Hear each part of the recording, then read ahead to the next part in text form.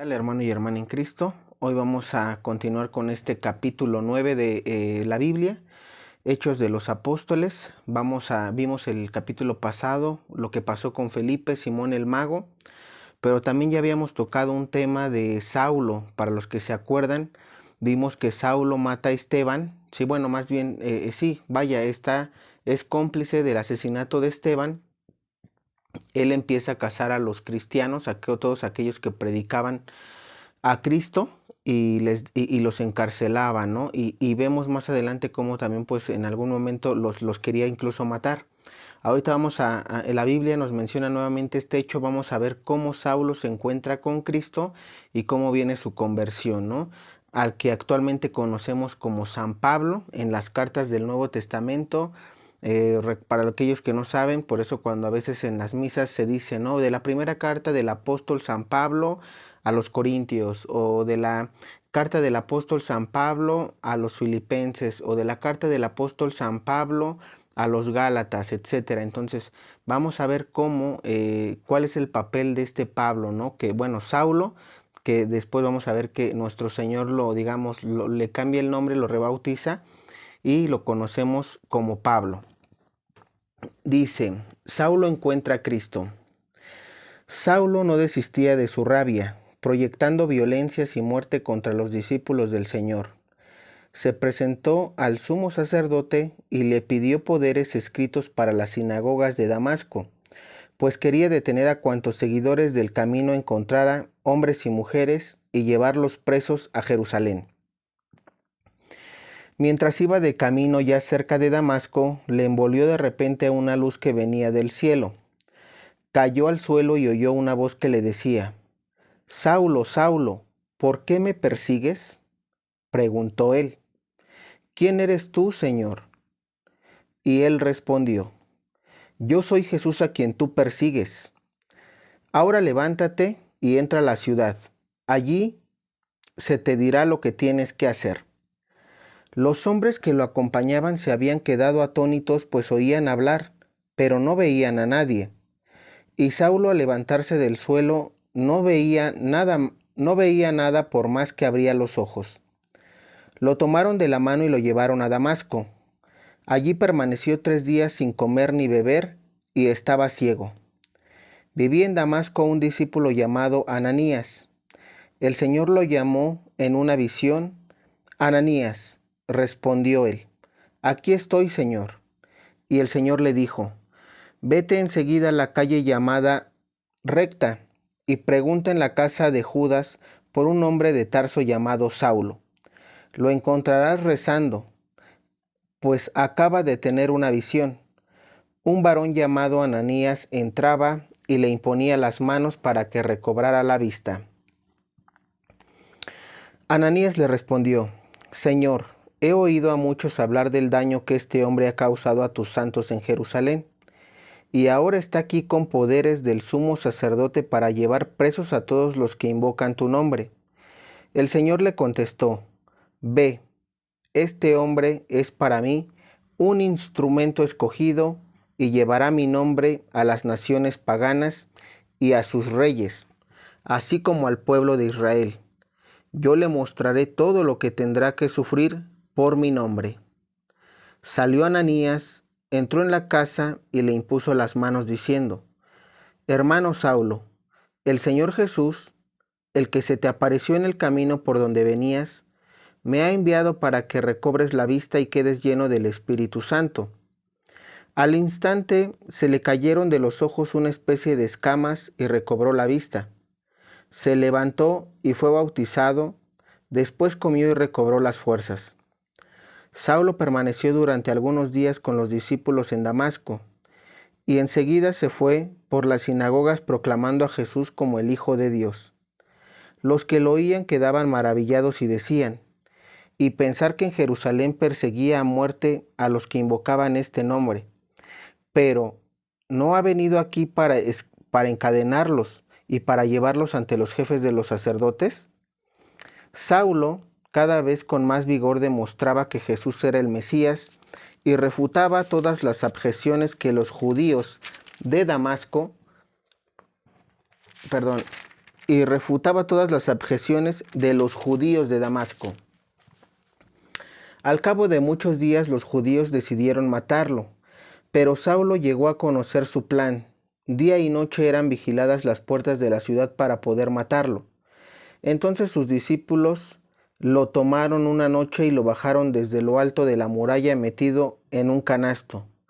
Al llegar a Jerusalén intentó juntarse con los discípulos, pero todos le tenían miedo, pues no creían que fuese realmente discípulo. Entonces Bernabé lo tomó consigo, lo presentó a los apóstoles y les contó cómo Saulo había visto al Señor en el camino y cómo el Señor le había hablado. También les expuso la valentía con que había predicado en Damasco en nombre de Jesús. Saulo empezó a convivir con ellos. Se movía muy libremente por Jerusalén y predicaba abiertamente el nombre del Señor.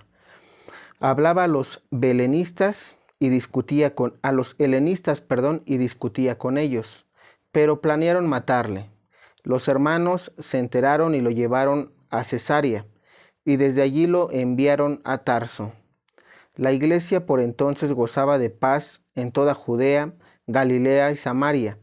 Se edificaba, caminaba con los ojos puestos en el Señor y estaba lleno del consuelo del Espíritu Santo. Aquí me detengo un poquito. ¿Por qué? Porque vamos a ir explicando esta parte, ¿no? Entonces aquí vemos cómo Saulo, que es de la tribu de Bernabé, que es de los de la tribu que era uno de las tribus, de Benjamín, no de Bernabé, de Benjamín. Él estaba presente en el asesinato de Esteban, uno de los 7, y vemos cómo empezaba a perseguir a los cristianos, ¿no? Él tocaba puertas, tocaba casas, no dejaba que en la sinagoga se predicara nuestro Señor Jesucristo, porque recordemos que anteriormente en el Antiguo Testamento los discípulos predicaban en las sinagogas, donde se predicaba, digamos, a Dios, ¿no? A nuestro Padre Yahvé. Pero, y recordemos que en las sinagogas era donde se reunían los judíos, ¿no? Todos los sábados.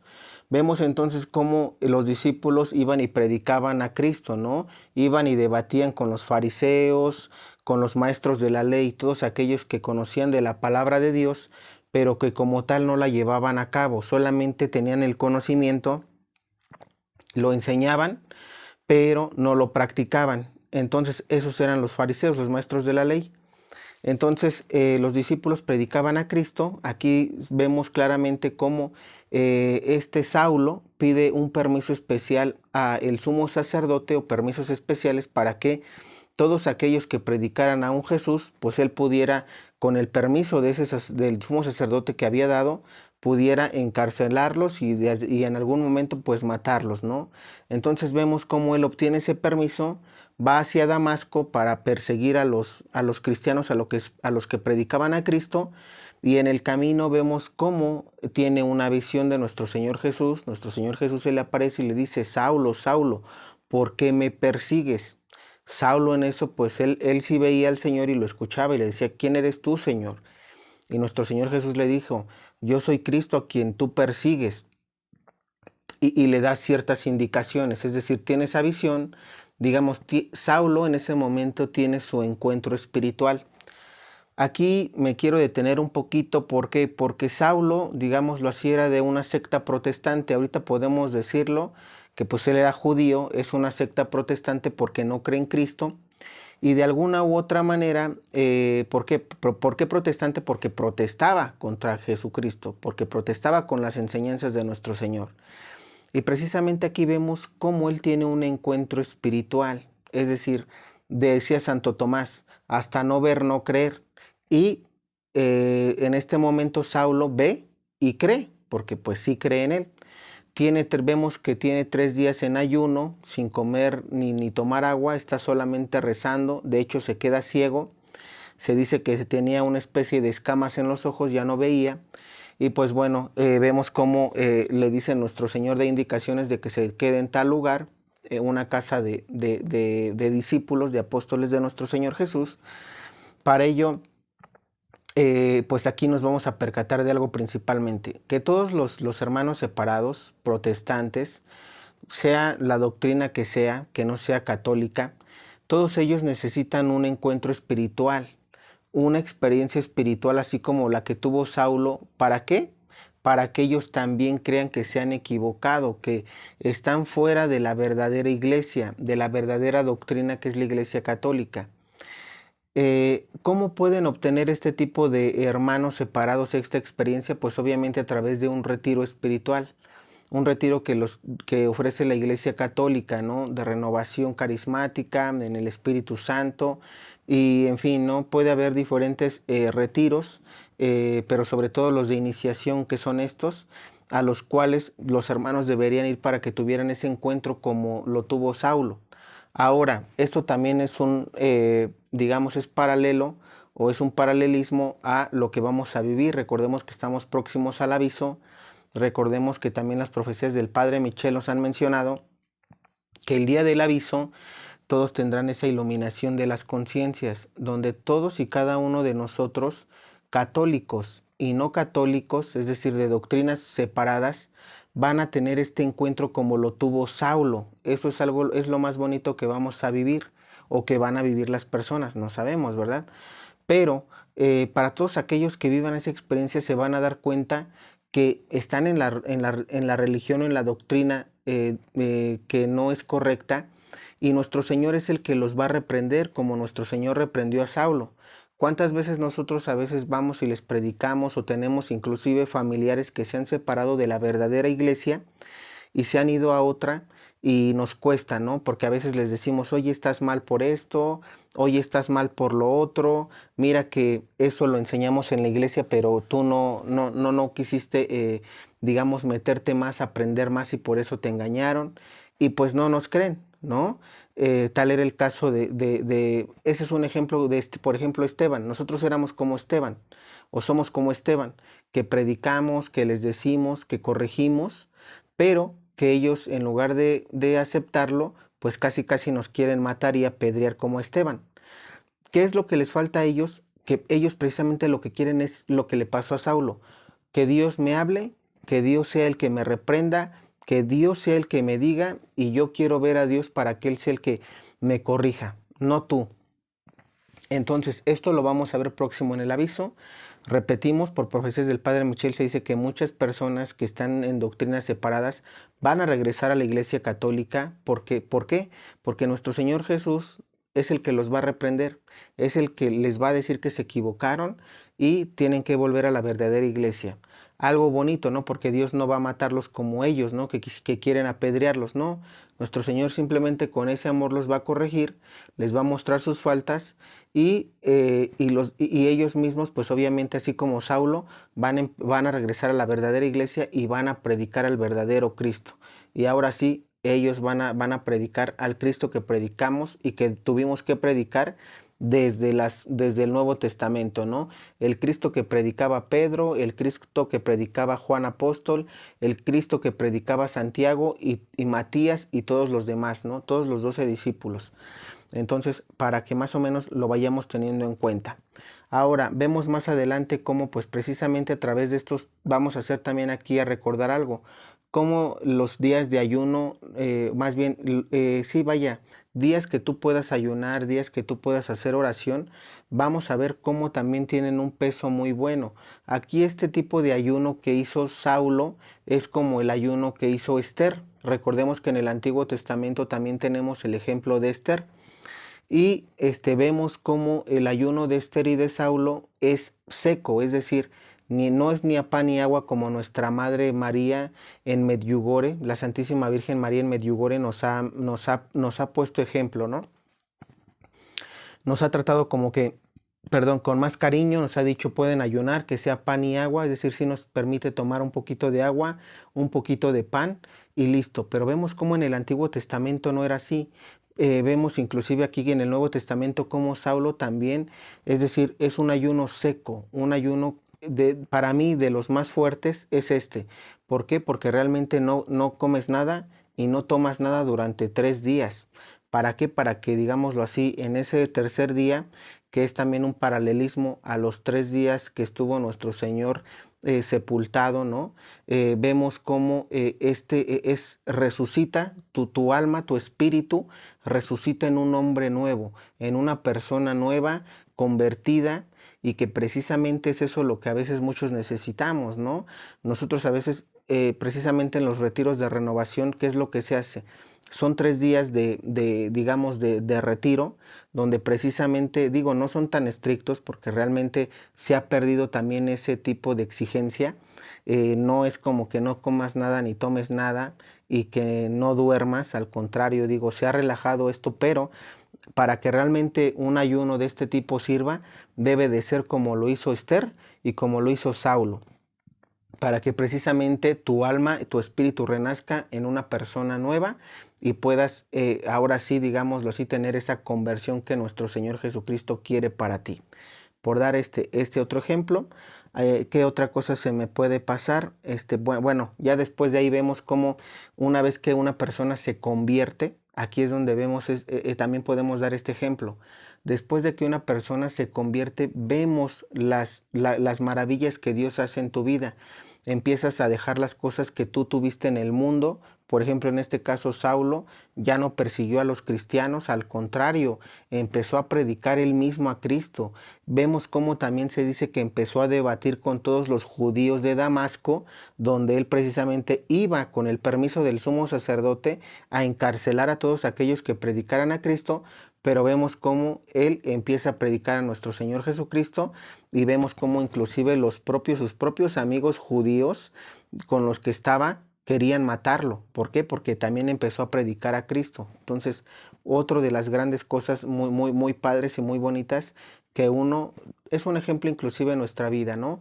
Que uno empieza a tener una conversión y se olvida de las cosas del mundo, empieza a predicar a Cristo, empieza primero pues a conocer de su vida, a leerse la Biblia, catecismo, empieza a adentrarse a las enseñanzas que la Iglesia Católica tiene, y una vez que está preparado pues empieza a predicar, ¿no? Empieza a evangelizar, empieza a hacer lo que los discípulos y Saulo hicieron, ¿no? Que es predicar a Cristo para que más personas también tengan esa experiencia espiritual que pudimos tener todos en algún momento, para poder también ellos formar parte de este grupo y este equipo y se edifique la iglesia enseñando y evangelizando a las demás naciones. Bueno, ahora vamos a continuar, ¿no? Dice, Pedro visita las iglesias. Pedro que recorría todos los lugares, fue también a visitar a los santos que vivían en Lida. Allí encontró a un tal Eneas, que era paralítico y desde hacía 8 años yacía en una camilla. Pedro le dijo, Eneas, Jesucristo te sana, levántate y arregla tu cama. Y de inmediato se levantó. Todos los habitantes de Lidia y Sarón lo vieron y se convirtieron al Señor. En Jope había una discípula llamada Tabita, o Dorcas en griego, que quiere decir gacela. Hacía muchas obras buenas y siempre ayudaba a los pobres. Por aquellos días se enfermó y murió. Después de lavar su cuerpo lo pusieron en la habitación del piso superior. Como Lida está cerca de Jope, los discípulos, al saber que Pedro estaba allí, mandaron a 2 hombres con este recado: ven inmediatamente a donde nosotros. Pedro se fue sin más con ellos. Apenas llegó, lo hicieron subir a la habitación del piso superior, donde le presentaron a todas las viudas que estaban llorando y le mostraban las túnicas y mantos que Tabita hacía mientras vivía con ellas. Pedro hizo salir a todos, se puso de rodillas y oró. Luego se volvió al cadáver y dijo, Tabita, levántate. Ella abrió los ojos y reconoció a Pedro y se sentó. Él le dio la mano y la ayudó a levantarse. Luego llamó a los santos y a las viudas y se las presentó viva. Esto se supo en todo Jope y muchos creyeron en el Señor. Pedro permaneció en Jope bastante tiempo en casa de un curtidor llamado Simón. Y pues bueno, aquí termina el capítulo 9. Aquí vemos rápidamente cómo tenemos, después de la historia de Saulo, vemos como una pequeña historia de Pedro, vemos como Pedro también empezaba a predicar, empezaba a recorrer pues los lugares, ¿no? O sea, sobre todo era eso, evangelizar. Él vemos cómo se dice que una mujer llamada Tabita, pues que también, ¿no? Digámoslo así, era practicante, era cristiana, pues hacía las cosas bien, muere y vemos cómo Pedro a través, ojo, aquí Pedro no tiene el poder de resucitar a los muertos, porque muchos podrán confundirse y decir, oye, Pedro resucitó a Tabita. No, no es que Pedro resucitó a Tabita, porque escuchemos, Pedro hizo salir a todos, se puso de rodillas y oró. Es decir, lo primero que hace Pedro cuando le dicen que Tabita muere y que quieren que vaya para que, pues digamos, pueda hacer algo, precisamente Pedro llega al lugar, se dice que se pone de rodillas y empieza a orar. Es lo primero que hace. Perdón. Luego se volvió al cadáver y dijo, Tabita, levántate. Ella abrió los ojos y reconoció a Pedro y se sentó. Pero aquí entonces vemos, ojo, cómo dice que Pedro rezó y oró. Es decir, lo primero que uno debe hacer es precisamente eso, ¿no? En la oración y en el rezo está precisamente el pedir a Dios, porque lo que hizo Pedro es pedir a Dios. ¿Qué fue lo que hizo Pedro? Pedir a Dios que por obra de él, que por poder de Dios, se resucitara a Tabita, ¿no? Que Dios fuera el que resucitara a Tabita. Precisamente en la oración y en el rezo uno puede, viene el diálogo con Dios, algo muy importante. Viene esa plática con Dios, un diálogo entre hombre y Dios también te contesta, ¿no? Dios, o sea, no se menciona en la Biblia, pero aquí es donde viene esta parte de las indicaciones que a veces Dios puede dar a las personas. En este caso, Pedro voltea el cadáver y dice, Tabita, levántate. ¿Por qué? No era porque él hubiera querido simplemente decirlo, sino porque a través de esa oración, ese rezo, él platica con Dios y Dios es el que precisamente hace que hable a través del Espíritu Santo. Habla Pedro, pero el que habla es el Espíritu Santo. ¿Para qué? Para que le dé ese, digamos, ese milagro, ese poder viene por parte de Dios a través del Espíritu Santo. Y vemos cómo precisamente aquí resucita Tabita, bueno, o se levanta, estaba muerta, resucita, y es un milagro como los que nuestro Señor Jesús hacía. Aquí vemos cómo precisamente a través de este milagro, pues muchas personas se convierten a Cristo y empiezan a seguir, ¿no? Es decir, las comunidades se van haciendo más grandes cada vez más. Lugar que pisaban los apóstoles, lugar donde se hacían milagros. Lugar donde se hacían milagros, lugar donde la gente se convertía, porque decían, wow, es decir, Cristo sí existe, Cristo sí sana, Cristo sí cura, Cristo sí resucita a los muertos. Entonces sí debemos de creer en Cristo. Y precisamente eso es lo que nuestro Señor ahorita nos invita a través de esta parábola, de esta anécdota, perdón, con Pedro, el apóstol, y con los demás, ¿no? Discípulos. Hoy tenemos creo que mucho de dónde tomar, hay muchas cosas buenas, los ayunos de 3 días, la conversión, cuando a veces digo, ahorita que también no tocamos ese tema, ¿verdad? Pero que las personas que pues puedan perseguirnos el día de mañana, para todas esas personas que llegan que quieran perseguirnos en un tiempo ya no muy lejano, donde va a venir la persecución, pues precisamente uno qué es lo que debe hacer ahorita, orar por ellos, inclusive en ese momento, así nos toque ser mártir. ¿Qué es lo que debemos hacer? Pues pedir que se conviertan, ¿no?